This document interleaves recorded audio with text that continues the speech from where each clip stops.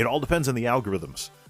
And that's where I got to give YouTube some credit, though, because they're competing in the live streaming scene, but I have seen my numbers actually improve during the COVID-19 situation while other people were losing money left and right. Some of that might be biased, though.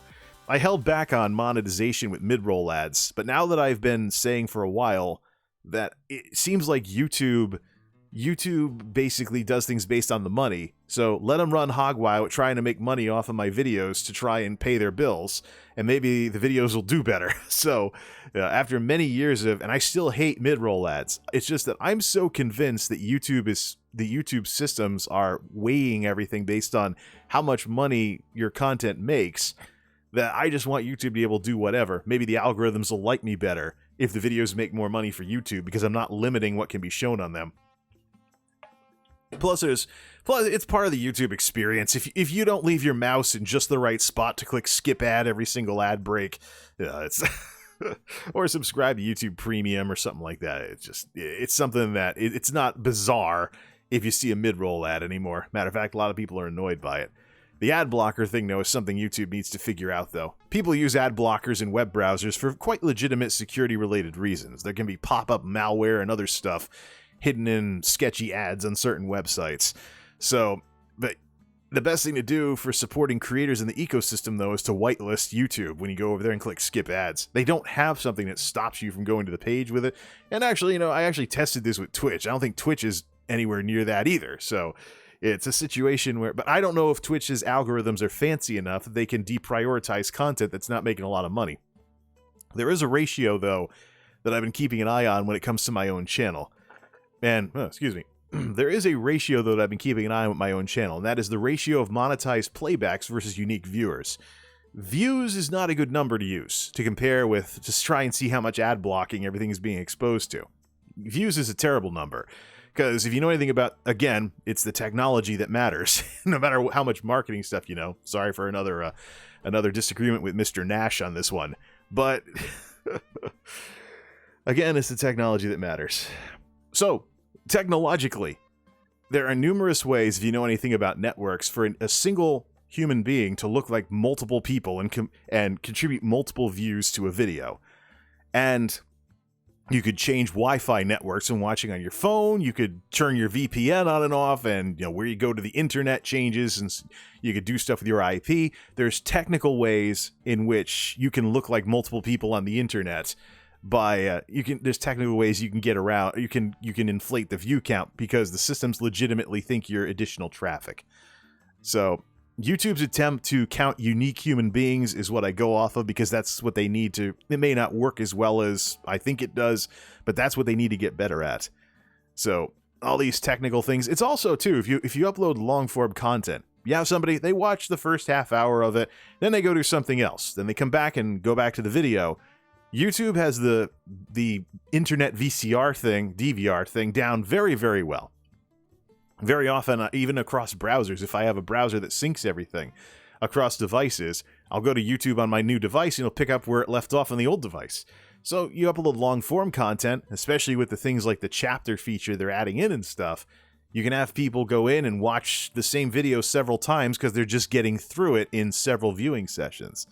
So that's also a possibility as well. So the better number, if you want to compare and see how things are doing with ad blockers, is definitely YouTube's attempt at unique viewers, even though it's a relatively new metric that only came out 2018-ish or so. 2018, 2017, it's very recent. It kicks in not very long ago, actually. But hey, for more current stuff, that's a thing. Just to give you an idea, though, the washer and dryer video that dominate my channel and have been on top of everything for years have a ratio that's positive. There are lots of people that are watching them in multiple viewing sessions, and they're playing the ads every time or hitting skip ads every single time. Fortunately, YouTube has a system where if you click skip ads, it still counts as monetized stuff because you saw something at least. But I also verified with YouTube partner support by inquiring about this directly that the YouTube Premium subscribers, when they watch your stuff, that's monetized playbacks as well. So we look at the ratios. I could put them on screen if I really wanted to here. Actually, do I still have that open? Let's go to the web browser. I have all the recap content. Let's just close all the other recap content I was going to do tonight. Not necessary. We've covered most of it anyways. But if we go to the analytics, and here's where things get a little mathematical, but hopefully not too much for some folks. Really bright now because I have this big bright graph in front of me because there's no dark mode in YouTube Studio. Hey, YouTube! Here's the ratio I'm talking about. So, I have this, and I have a quick link to this so I can check it one click at any time. Purple is the audience, green is the money. So, you don't want too much of a gap between purple and green. On the best videos on the channel, even if the numbers are different and the scaling on the axes is different, they all go up and down at the same time. They don't get too far apart from each other, and most importantly, there aren't days where purple is above 0 and green is flatline at the bottom, because every single view got ad blocked. So, you look at, for example, Magic Chef Portable Dryer. $3,000 versus $2,000. So, a positive ratio. And it's a longer, I think it's 10 minutes. So, I don't know what the deal is with the rest of that, but it is possible maybe people watch 5 minutes, then 5 more minutes, or they watch it multiple times because they're trying to make a purchasing decision. Here's last 28 days. Yeah, see that? So, you're talking nearly 3,000 views on a nearly 5-year-old video. 3,000 views on a nearly 5-year-old video. And yet the audience versus the money stays close together. So, of course the algorithm's gonna have a blast with this. Sheesh, you know. I've been saying ScroogeTube for years. And you know what? This is it, right in front of us. Geek House Laundry with the Magic Chef Portable Dryer. Or Magic Chef Portable Washer.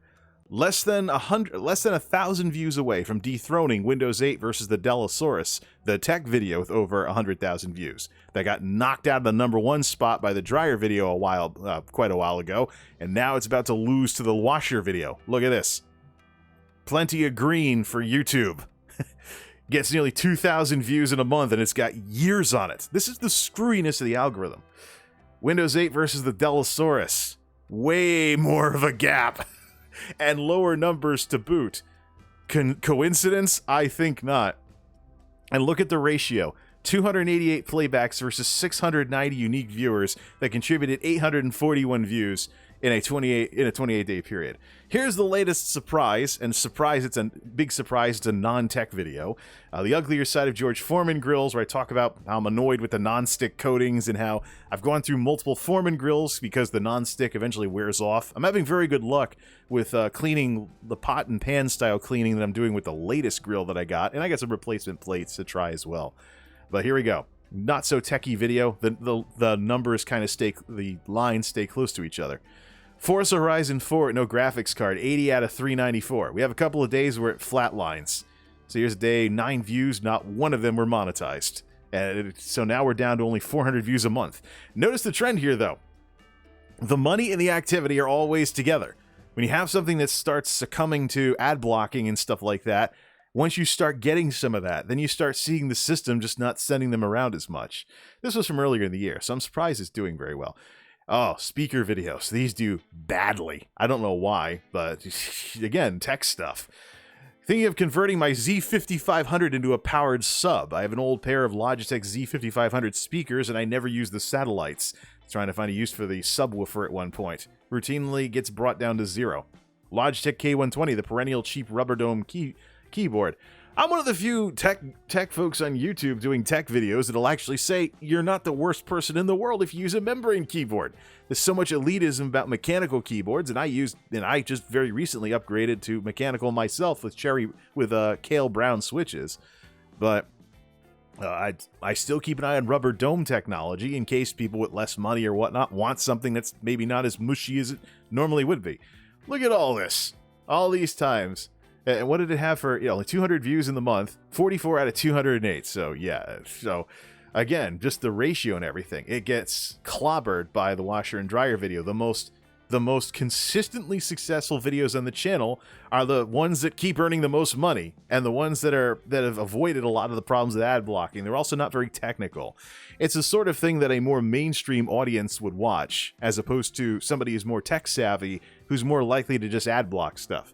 And I know the attitudes are out there because they don't say it in my comments anymore because they know I don't take it very well. But there's people out there. There's people out there on other tech videos that talk about ad blockers that will very aggressively say, "Oh yeah, I'm not getting rid of my ad blocker." YouTube's annoying me with all the ads. They'll say stuff like that, when in reality, we know how the system works. I mean, yeah, when you know how the system works, then it makes sense that the money and the advertising, they go together, quite frankly. And you know about how radio stations and TV stations work and stuff like that, and YouTube kind of falling in line with that. That's when it all starts making sense, and then we get stuff like this. There's been some other surprises too, mostly from older videos. Lysol to go all over your hands. Stupid little skit. Someone gave me, a little itty bitty thing of Lysol to go from 2016, January 2016. Stupid little joke video I made. It has a very good ratio. An extremely good ratio. It's been popping off in recent months, and I think the very good ratio has a lot to do with it. Here it is. There are some days it gets ad block down to 0, but we're a bit down the list now, so we're only talking 187 views in a month, so as opposed to the thousands up at the top. But again, if the money's there, the systems promote it.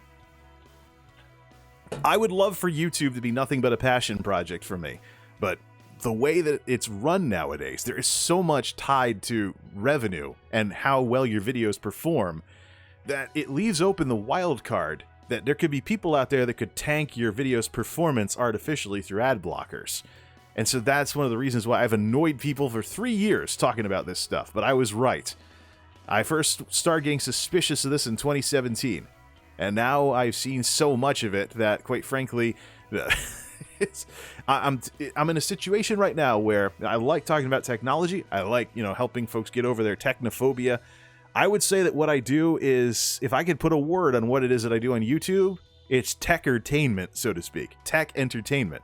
Kind of like how a hammed-up news show is newsertainment or something like that, or something that's supposed to teach people something that's hammed up for entertainment value is edutainment. So tech-ertainment. I'm probably not the best person in the world to go watch if you need a quick answer to something, but the ongoing story of tinkering with my computers, the geek house, things like that, it's almost like a nerdy soap opera of sorts. So it's a little niche. Not the sort of thing that would have a lot of mainstream appeal, but I often have to wonder when I see ratios like this, with green versus purple here. Mid-noughts, a Core 2 quad in 2020. I bought a retired corporate Dell, a Dellosaurus, so to speak. I bought a retired corporate Dell. This is the one I'm going to swap the power supply in. I'm going to put a bigger graphics card in. I'm going to make that into a gaming PC, because the original Dellosaurus that I bought with just Sandy Bridge, I'm going as far as I can on the bone stock power supply and no extra power required graphics card, just to see how powerful of a gaming PC that can be, until finally I cave and have to swap the power supply on it. This one's been around for a bit. What's the date on this? Yeah, see, this is from February. Only 77 views in the month, and the ratio is blah. So here's the problem. I have newer stuff that I upload that looks like this. I have newer stuff that has a big ratio, because I have an audience that is making more use of ad blockers when things first come out. So the systems crush everything, and then some months, or as I've demonstrated here, years later, I see months or even years later, I see suddenly, oh, stuff's getting views again. Let's look for, here's one, there's one in particular. Into Alastherium. It's a Skyrim video about the Alastherium mod. November 19th, 2012. Yeah, that's what I want to see. Please put that one on the, please put the analytics for that on screen. What? All right, let's just, oh, we gotta do it down here. It's been a while. Into, nah. No, there's got to be a way to, there's a way to, no, it's limited by the number of results. So, into Alastherium. Let's see here. Into Alastherium. This was a gaming video, not a very good one either. Back in 2012, I was a lot more rambly, but it sat at like 20 views for an extremely long time. What's it up to now? Let's see, nothing in the last 21 impressions in the last 28 days. Is revenue on here? I don't want to bother with revenue just yet. Let's do since uploaded lifetime. There we go. 491 views. 491 views. People on average watch about 7 minutes of it, which is right in line with people tending to have 5-minute attention spans for stuff on YouTube. 5 minutes has been the magic number for an extremely long time. Like, frankly, I think a lot of that has to do with the situations people are in and when they're watching YouTube videos, that they'll very often not have much more than 5 minutes at a time to spend on any one video that they watch. And that's why you got so many channels out there trying to make 5-minute videos to be successful in the mainstream. But unique viewers is way off because that didn't come into existence till very, very recently. It sat at 20 views forever, and then I was surprised when it suddenly got up to almost 500 views. Like, what the heck? Where'd this thing get all this traffic from? So, I guess the best thing I can say, especially with regards to what folks like Devin Nash talk about, and anybody else who says that Twitch doesn't have much for discoverability, you should go make YouTube videos. The way I handle YouTube, and this is something I'm going to work on because this is something I just started this year. So, most of the time my channel's been around, it's been a personal, hobby, recreational channel. But I caught very early on that the algorithms were getting more and more aggressive towards smaller creators like myself in terms of time-sensitive stuff. So what I did was I've been working on videos that are less time-sensitive. So something you could binge-watch, which is good because in the day and age of Netflix and stuff, people are binge-watching things. Sometimes I'll flat-out blow off a channel until I see that they're doing something, that they finished a season of something, and then go watch everything at once. I've done that before, mostly with video game shows. I'll just confess right here that I've done it to the Game Chasers. So, the Game Chasers was a show series on YouTube that I used to watch in entire playlists at a time. I discovered the show, and I just went on a binge-watching spree. And I completely stopped when I caught up, and then I went back later and watched seasons at a time. Because they tell an ongoing story there. So what I've done is, the stuff I do, I know the YouTube algorithms can be weird, like we've seen right in front of our eyes just now. Because of that, YouTube's not the place for time-sensitive stuff. So, if you want, I think Twitch is better for that because of the in-your-face thing that streaming, the in-your-face kind of style that streaming has. But YouTube is a good place for stuff that's not so time-sensitive that the algorithm can eventually pass around to people, and then they come over to your Twitch channel from there. That's where I agree. That's where I agree with the folks like Mr. Nash that talk about that really you can't be a Twitch streamer without a YouTube channel. Where I disagree with him quite sharply is the time period involved in that. People are talking about being a multi-platform creator with streams on Twitch, videos on YouTube, as though YouTube solves the problem of your lack of discoverability. It won't solve it right off the bat. Not in the slightest. In some cases, you may get some people here and there. You may get some views here and there. That's cool. But that new channel I was talking about earlier that hasn't been around very long, and now they got the growing gap between subs and viewers. They got 1,000 subs, they're down to 200 views a video within a certain time period. So already a small fraction of the audience is regularly watching stuff. And it took far less time to happen to that new channel than it did to mine. I started out, worked my way up to about 75 subscribers, and very regularly got 75 views per video. For a long time.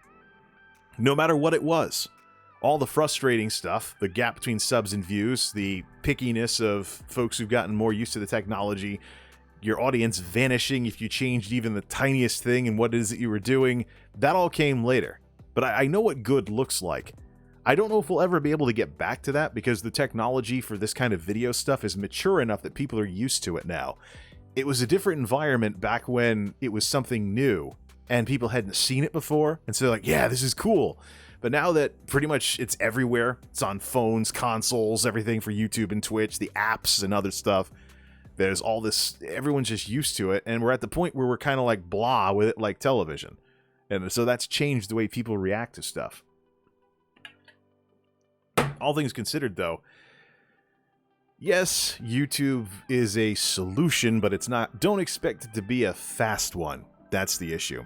And when you make your YouTube content, definitely make it so that even if someone watches it years down the road, there's still a reason for people to watch it. So, it's an evergreen platform.